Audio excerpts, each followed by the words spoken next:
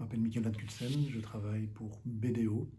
Je suis en charge du secteur public pour cette société. À ce titre, j'ai été désigné comme coach par les RAP au niveau des PST.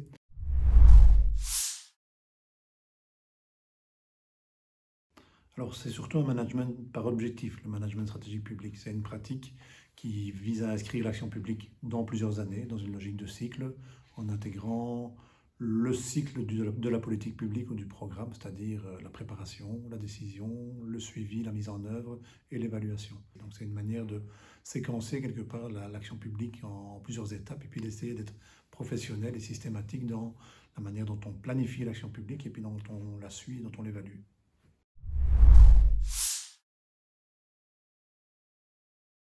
De manière caricaturale, on pourrait dire que la fonction publique, avant les PST ou avant les logiques de management stratégique, évoluait de manière un peu plus compartimentée qu'avant. Elle avait moins d'outils performants, notamment en termes de digitalisation. Elle travaillait donc un peu plus par silo, elle travaillait à plus court terme. Et d'ailleurs, les modalités de financement de l'action publique au niveau communal sont encore des modalités assez court terme. On travaille de manière annuelle.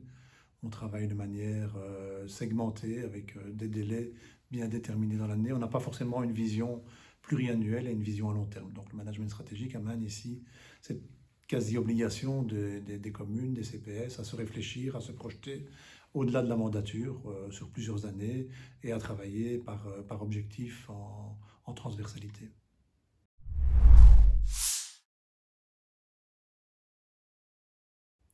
Alors l'intérêt d'un PST, donc d'une planification stratégique, c'est qu'elle permet à l'administration de se saisir des priorités, des ambitions qu'une majorité politique qui se met en place affirme au début de sa mandature.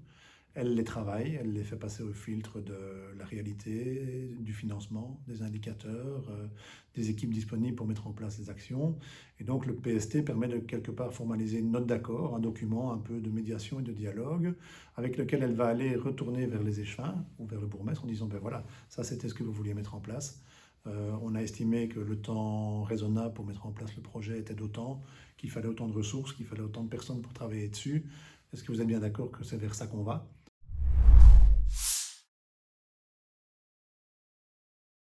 Alors dans ce contexte, l'accompagnement de l'ERAP, je trouve qu'il est porteur d'une vision, ce qui est en soi déjà un élément très important.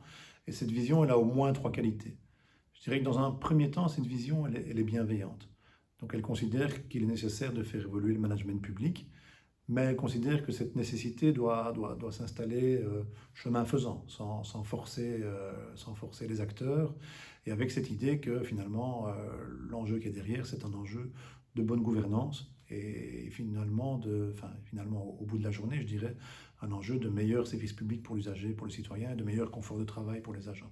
Donc cette bienveillance dans l'évolution de l'action publique, je pense que c'est une première qualité pour les RAP. Une deuxième qualité, c'est qu'elles veulent le faire de manière participative. On parle bien de coaching, on ne parle pas de formation, donc on n'est pas là pour délivrer la bonne parole, on est là pour accompagner les acteurs dans l'évolution de leurs outils. Et donc ça se fait dans une logique vraiment participative, en impliquant les acteurs et en se mettant au service de ces acteurs dans des logiques d'apprentissage qui peuvent être variables. Tous n'ont pas la même maturité ou la même temporalité dans la manière d'avancer, et donc l'ERAP est très très flexible par rapport à ça. Et je dirais qu'il y a une troisième qualité au niveau du travail de l'ERAP, c'est son professionnalisme. Elle ne fait pas tout toute seule, elle considère qu'il y a des prestataires sur le marché qui sont utiles et importants pour l'aider, donc des consultants, des coachs. Et puis elle se met au service de ses clients, de ses usagers que sont les communes ou les CPS, quasiment 24 heures sur 24, 7 jours sur 7. Il y a vraiment un souci de la qualité, un souci du travail bien fait, une disponibilité permanente et donc un professionnalisme recherché qui fait partie des grandes qualités, je pense, de l'ERAP.